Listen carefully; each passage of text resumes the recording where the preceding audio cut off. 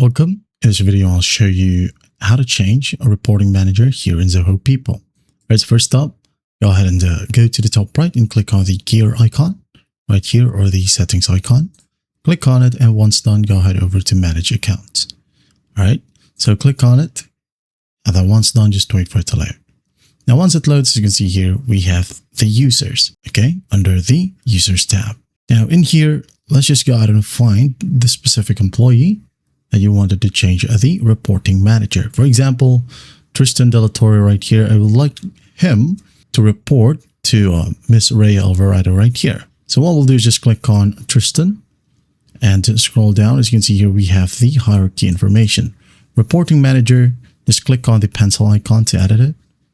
Like so. Now click on the drop down. Now he's gonna report to Miss Raya right here. So I'm gonna go ahead and click on Raya Alvarado. And then once done, make sure to click on the check mark. All right. And there you have it. Now says record updated successfully. Just close it. And after that, you're good to go. Well, I hope this video helps, and I'll see you in the next one.